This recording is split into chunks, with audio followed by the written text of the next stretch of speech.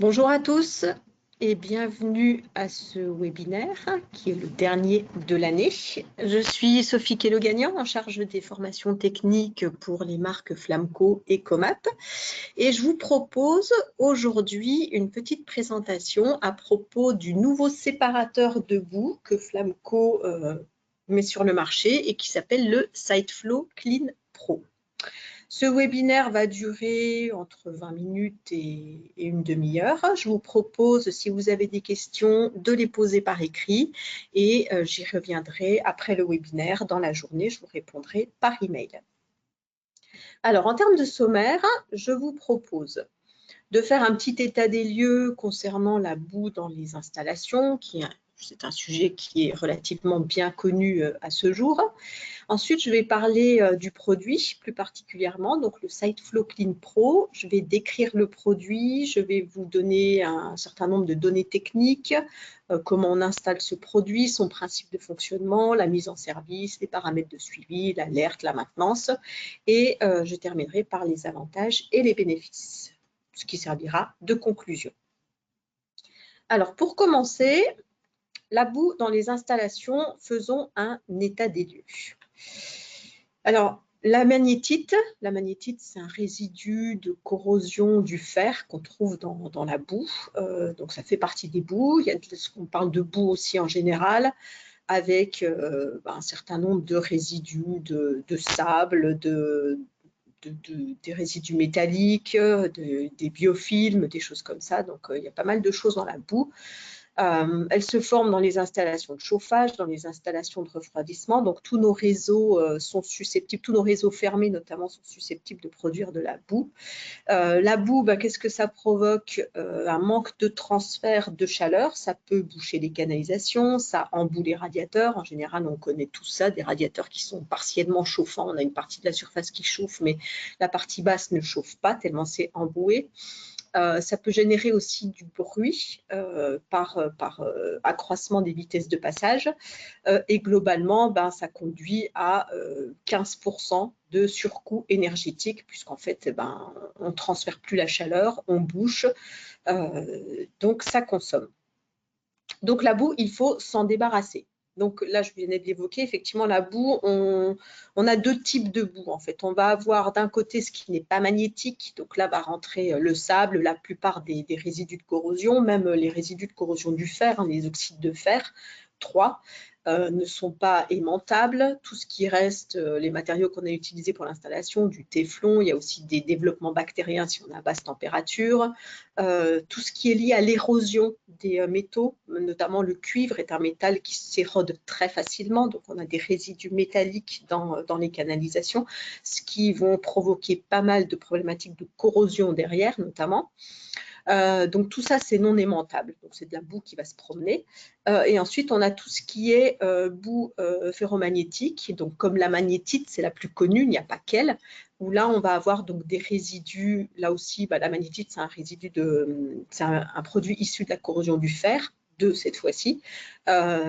Plus d'autres choses, mais tout ce qui est donc aimantable, on va se retrouver ça sur des barreaux. Donc, on s'intéresse d'un côté à filtrer ce qui est non magnétique et à récupérer sur aimant ce qui est ferromagnétique.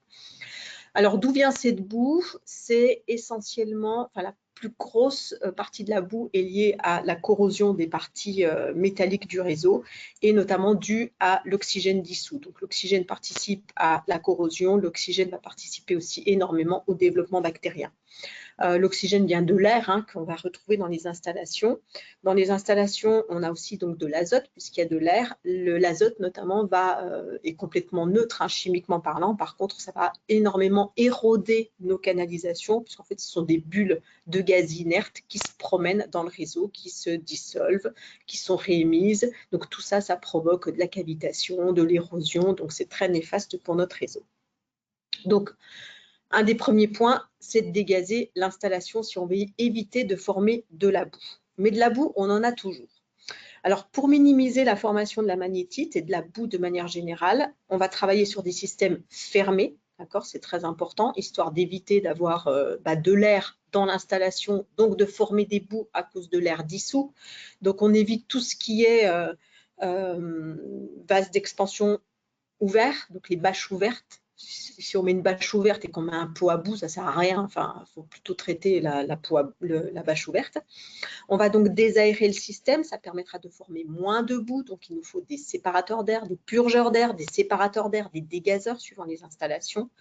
Maintenir surtout la pression dans le système pour éviter d'avoir de l'air qui rentre en point haut et limiter autant que possible les appoints d'eau. Les appoints d'eau, c'est la catastrophe. En fait, un réseau idéal, c'est un réseau qui est en pression, donc avec de l'eau jusqu'à tous les points hauts, qui est fermé et sur lequel on ne fait jamais d'appoint d'eau. Bon, c'est le cas idéal, on ne le rencontre pas dans la réalité, mais on va essayer d'éviter autant que possible les appoints d'eau. Ça permet de faire moins de boue. Néanmoins, de la boue, on en a. Donc, on va essayer de l'évacuer. Et pour ça, il existe un certain nombre de technologies. Et je vous propose de voir celle du SiteFlow Clean Pro de plus près. Alors, le SiteFlow Clean Pro, vous l'avez en image sur le côté de la slide. Donc, c'est un produit de filtration. On va filtrer le flux par dérivation d'une partie du flux. Il y a une pompe qui va nous aider donc à dériver une partie de ce flux. Il peut être utilisé pour les installations de chauffage, de refroidissement, que ce soit du neuf ou de la rénovation. En rénovation, c'est très pratique puisque on va surtout utiliser ce produit quand on a des réseaux qui sont plutôt existants, où il y a de la boue, où on veut vraiment évacuer de la boue. Et du coup, derrière, en rénovation, vous avez notamment un pot à boue qui ne fonctionne plus. On peut le remplacer tout simplement par le Flamco Clean Pro. C'est très facile. On a juste à le connecter. Donc, c'est tout prêt. C'est du tout en un. C'est prêt à poser et prêt à fonctionner. Alors, on a plusieurs. Le SiteFlow Clean Pro fait partie d'une gamme de SiteFlow Clean proposé par Flamco. Suivant les typologies de bâtiments et la taille des installations, on va donc aller vers l'un ou l'autre des produits. Donc, sachez qu'il existe le SiteFlow Clean d'une capacité de 3,5 litres sans pompe, donc plutôt utilisé pour le grand résidentiel. On aura la même version, mais d'une capacité 5 litres qui est plutôt dédiée aux bâtiments tertiaires. Et le Flamco Clean Pro, c'est un produit donc avec pompe cette fois-ci, qui va permettre la dérivation du flux. Donc là, on est vraiment sur de la grosse capacité. Là, on va l'utiliser pour le tertiaire et l'industrie, les gros bâtiments de manière générale.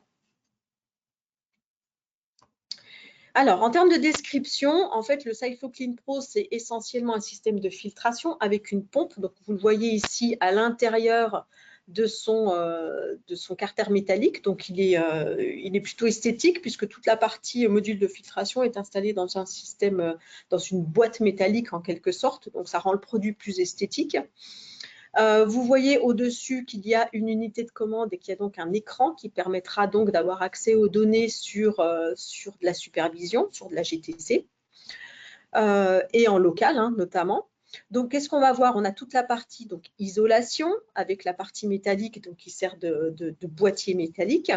L'entrée est ici sur la droite, l'entrée sur le module avec un capteur de température. On a accès à un système de filtration avec des aimants. Vous le voyez en coupe ici sur le côté. Vous voyez la poche filtrante et les aimants à l'intérieur. On sort du filtre ici. On passe par des capteurs de pression puisqu'on va évaluer à quel point le filtre est bouché ou pas. Ensuite, une petite vanne de purge, une vanne simplex KFE, un débitmètre pour évaluer la quantité de débit, le débit filtré notamment, la pompe, le circulateur et la sortie et on retourne vers l'installation. Donc, c'est un système qui est relativement simple, techniquement parlant. Ici, vous pouvez avoir une vue plutôt de l'assemblage avec l'entrée du module ici qui est sur le haut et la sortie qui est en bas. Donc, vous voyez le passage, l'entrée dans le module. On arrive directement dans le filtre. Et en fait, le filtre est composé d'un panier de filtration métallique à grosse maille et ensuite d'une poche de filtration qui est une filtration fine à 1 micromètre, mais avec une énorme capacité de filtration ce qui fait qu'on ne va pas boucher le filtre en quelques minutes.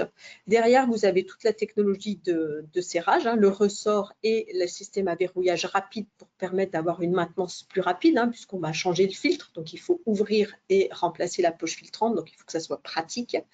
À l'intérieur, vous avez le barreau magnétique ici, qui est composé de 11 aimants.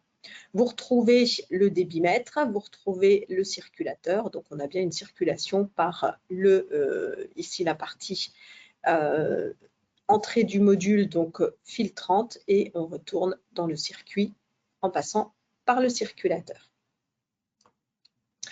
Quelques données techniques. Donc, en fait, en termes de produits et consommables, le produit, c'est le SideFlow Clean Pro. Le consommable, le seul consommable qu'il y ait, finalement, c'est la poche filtrante avec une maille fine de 1 micromètre. Et la poche filtrante, alors la poche filtrante n'est pas complètement standard dans la mesure où le système d'accroche est un système Flamco pour faciliter le remplacement du produit. Donc, on est sur un système, alors quelques données techniques intéressantes. La capacité maximum du système, on est sur du 200 mètres cubes. Débit dans l'appareil, 0,8 litres par seconde. La capacité, globalement, c'est 5 mètres cubes au maxi. Les pressions mini-maxi, on est entre 1,3 et 8 bars maximum pour la pression du système. Le volume du filtre, c'est 2 litres. La capacité des aimants, la puissance des aimants, on est sur du 12 000 Gauss. On peut fonctionner avec de l'eau glycolée, bien entendu jusqu'à 50% de glycol. Les températures, vous voyez, ça peut être du froid ou du chaud, donc entre moins 10 et 80 degrés. La maille filtrante, comme je vous l'ai indiqué, on est sur une maille de 1 micromètre, donc une filtration qui est très fine. Voilà, le reste, et vous avez un écran ici en 4,3 pouces. Donc voilà pour les données techniques de l'appareil. La poche de filtration, comme je vous le disais, une maille filtrante de 1 micromètre, filtre haute capacité. Haute capacité, c'est pour ça que finalement, on propose une taille de poche. Enfin, à ce jour, on propose une taille de poche, mais on ne propose pas d'autres, puisque globalement, on arrive à filtrer beaucoup de boue, forcément, avec 1 micromètre de maille. Et on a un filtre donc d'une haute capacité, donc qui est en capacité de durer quand même un certain temps sur l'installation, de manière à pouvoir récupérer le maximum de boue. Au niveau de l'installation, le raccordement se fait sur le retour, d'accord, retour de l'installation. Donc, l'entrée ici sur la droite, la sortie sur la gauche. Un élément auquel on peut penser si on n'a pas de séparateur de boue sur l'installation, c'est d'utiliser le Flamco T+. Le Flamco T+, si vous ne le connaissez pas, c'est un produit qui est hyper intéressant et qui va permettre de créer un piquage sur l'installation. Donc, en fait, ce T, on va l'installer là où on veut faire le piquage. Par une détonation, donc une explosion, on va venir faire le piquage sur la tuyauterie. Alors que l'installation est en charge, donc bien entendu, on a mis le T+, et on a raccordé le tuyau de piquage qu'on veut installer, hein, avec un robinet fermé, parce qu'une fois que tout est ouvert, ça va être l'inondation. Et du coup, au moment où on active le T+, et on ouvre la tuyauterie, eh bien, on a déjà raccordé notre piquage. Et on fait ça en 2 points, et ça permet de faire le piquage de l'entrée, le piquage de la sortie, pour relier le produit comme le SideFlow Clean Pro. Donc, c'est une manière simple de venir rajouter le produit sur l'installation, s'il n'y en avait pas jusqu'à maintenant, sans devoir vidanger tout ou une partie de l'installation. Donc, pensez au T+, qui est vraiment pratique pour faire des piquages. Ensuite, au niveau du diamètre de raccordement et du coup derrière ce que ça va impliquer au niveau du fonctionnement du produit, à savoir que la puissance de la pompe et donc le débit dans le SideFlow Clean Pro va être complètement lié à la taille, au diamètre des canalisations. Autrement dit, si on a ici un tube acier, donc tube acier épais, de 1 pouce, eh bien, quel que soit le réglage de la pompe, même si on met la pompe à 100%, eh bien, on ne pourra avoir qu'une puissance finalement de 10% au niveau de la pompe avec un débit de 20 litres par minute. D'accord?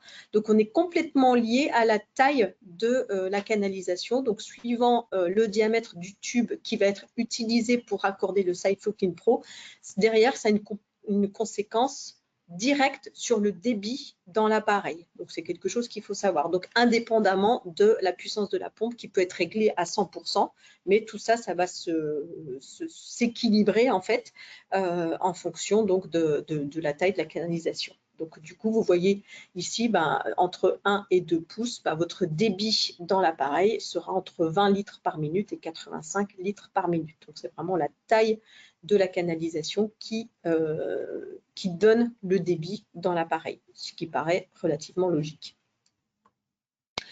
En termes de mode opératoire, c'est globalement simple, puisqu'en fait, on a donc l'entrée et la sortie qui sont connectés au retour de notre installation.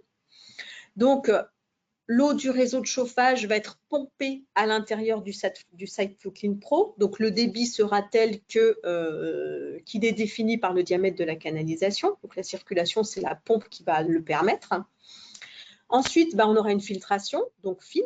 Donc, filtration des particules non magnétiques et filtration des particules magnétiques grâce à l'aimant qui est au milieu. Ensuite, tout simplement, le flux d'eau propre va donc ressortir et rejoindre la canalisation retour de l'installation.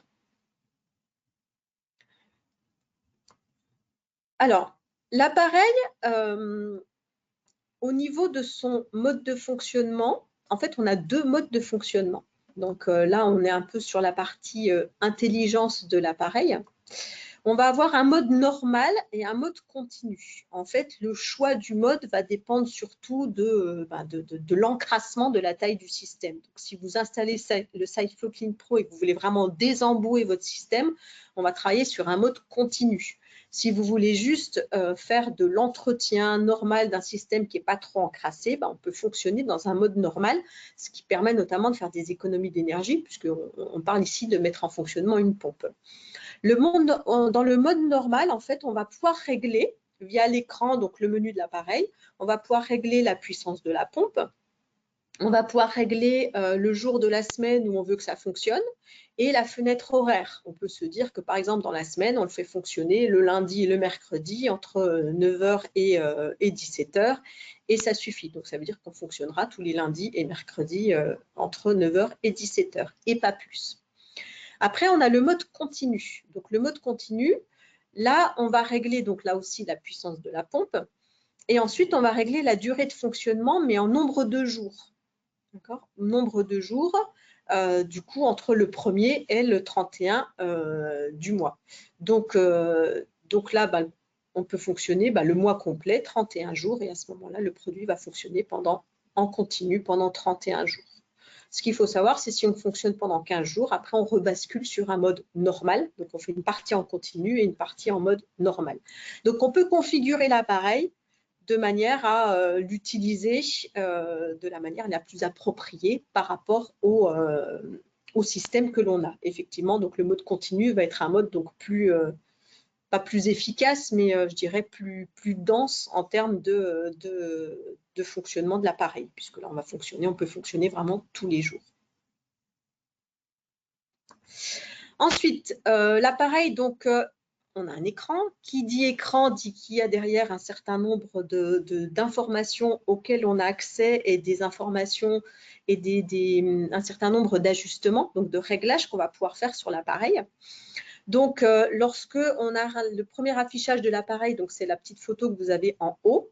Donc, on a accès en fait au statut du système en bas à gauche. Au milieu, on a accès aux réglages.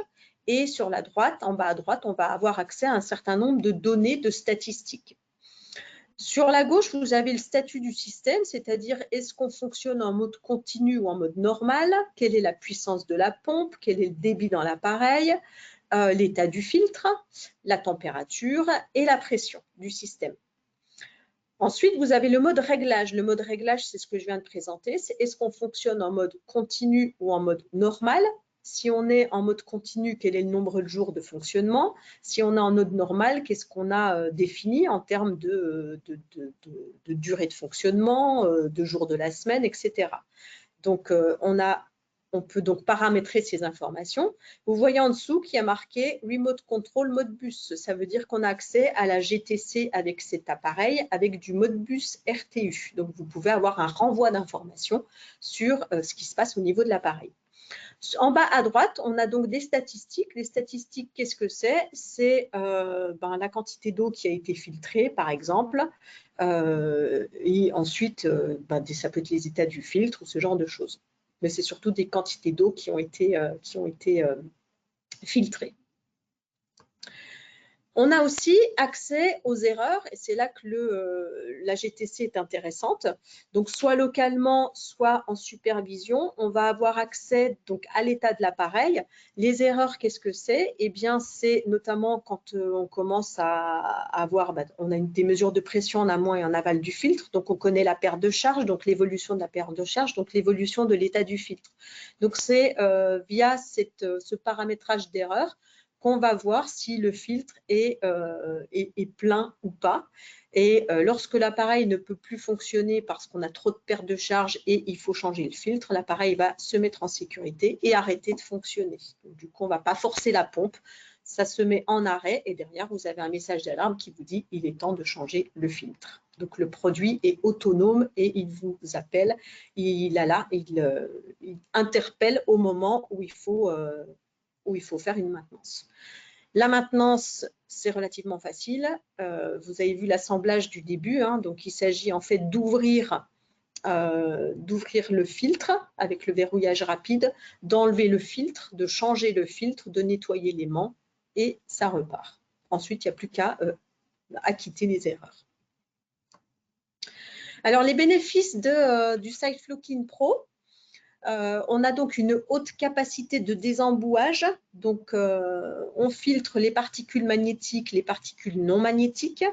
On a une capacité de filtration jusqu'à 1 micromètre. Et donc, en termes de maille, 1 micromètre pour la maille filtrante. Et la capacité de filtration, on est sur du 5 mètres cubes heure. C'est un système qui est complètement isolé, donc on n'a pas de perte de chaleur dans le filtre sur ce pourcentage de flux qui va être dérivé. En termes d'installation, c'est très rapide, c'est du plug and play, donc il suffit juste de raccorder le produit au retour de l'installation. L'unité de commande, donc pour la mise en service, c'est facile aussi. L'écran, il faut juste ajuster donc le mode normal ou le mode continu, suivant quand vous voulez mettre l'appareil en fonctionnement. On peut avoir accès à la supervision grâce au Modbus RTU. Ensuite, c'est pour des systèmes, je vous ai dit, c'est un peu pour tout type de bâtiment. Des grands systèmes, on peut aller jusqu'à 200 mètres cubes, donc c'est des grosses installations.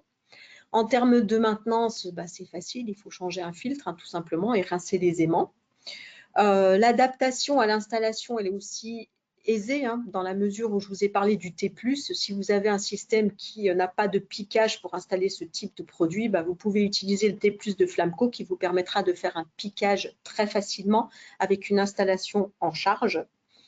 Et l'arrêt est automatique une fois que le filtre est plein. S'il faut changer le filtre, l'appareil se met en arrêt et alerte sur le fait qu'il faut changer le filtre. C'est un appareil qui est garanti 5 ans par Flamco. Donc voilà pour les bénéfices et du coup j'arrive à la fin de mon webinaire. Donc je vous remercie de l'avoir suivi. N'oubliez pas que vous pouvez nous suivre sur les réseaux sociaux, sur CoExpert, sur le site internet. Notre prochain webinaire, ce sera en janvier 2025. Donc, en attendant le mois de janvier, je